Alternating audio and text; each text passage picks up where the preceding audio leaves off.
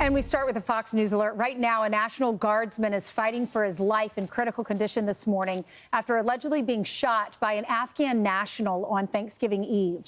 So it comes as officials revealed that the suspect was likely radicalized while living in the United States. And we knew about him going off the rails as early as 2023. Madeleine Rivera joins us live in Washington with the latest. Maddie.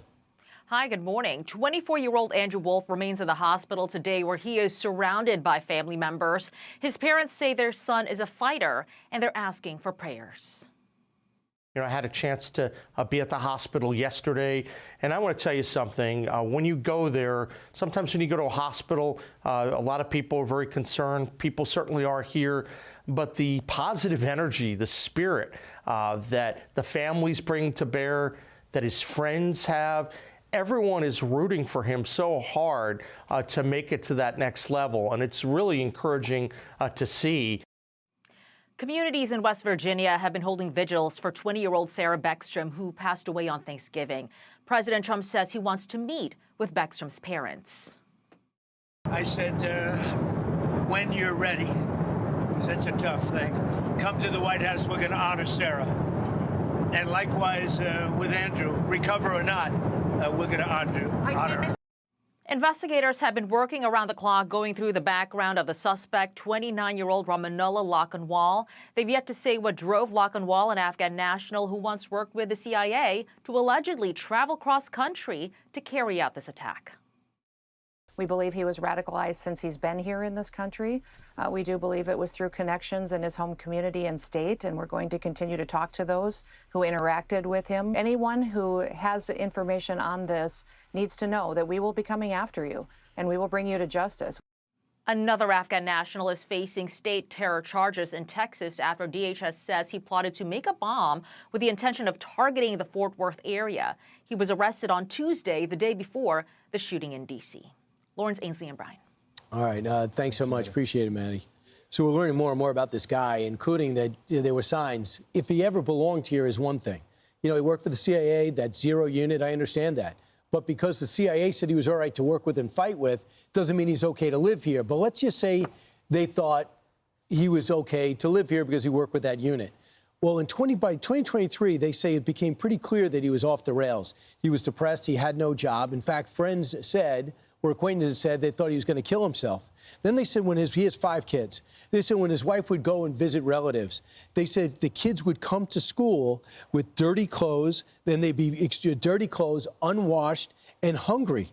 And they reported this to the school and to Health and Human Services, their local unit there. But there's no sense of anyone trying to close the circle to try to take action.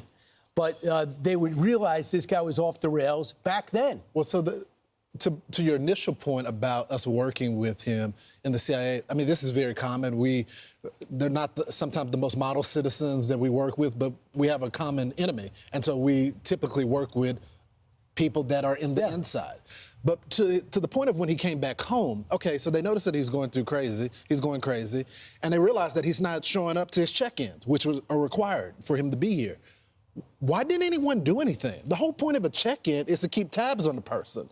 What is the process when the person doesn't do the check-in? He ends up getting asylum. Exactly. Even though he's off the rails, he gets asylum. What the hell happened? Kristi Noem said his vetting process all happened under Joe Biden. She described the screening of Afghans and other foreign nationals under Biden as inadequate.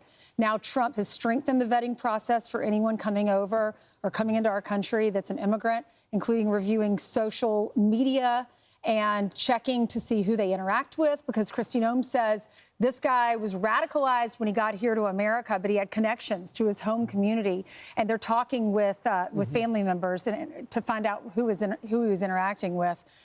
Trump also said he's going to impose additional restrictions on migrants. He's going to stop all immigrants from third world countries, and he doubled down on that. No asylum for some nations for a long time, he says, possibly.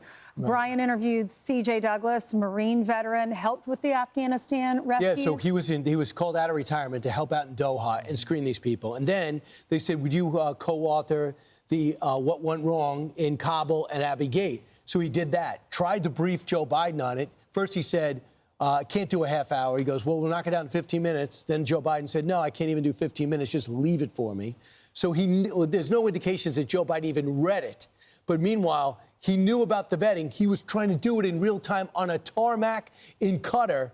Here's what he said about Afghanistan and the exit.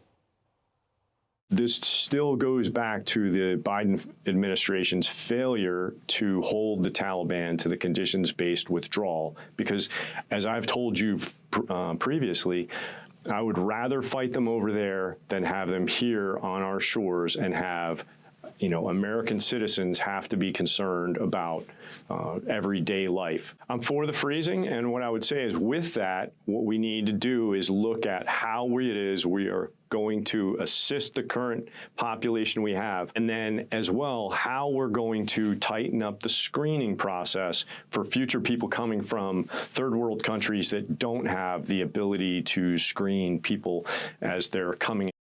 Quickly on the radicalization, since they're saying that it happened home, and I'm learning this from a lot of my veteran friends who have contacts within people that served. They served in Afghanistan, and they know some of the people that have since come to the United States that were on that plane, on the multiple planes.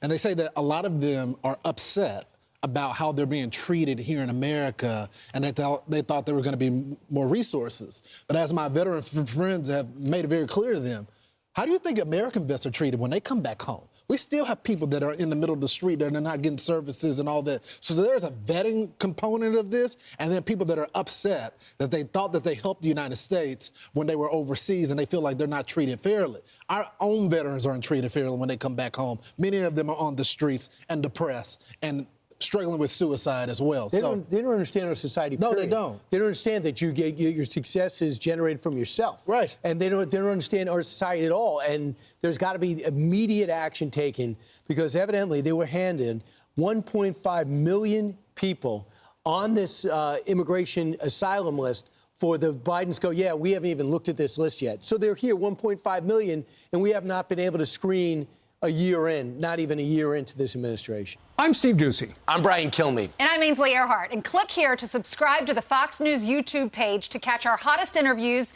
and most compelling analysis.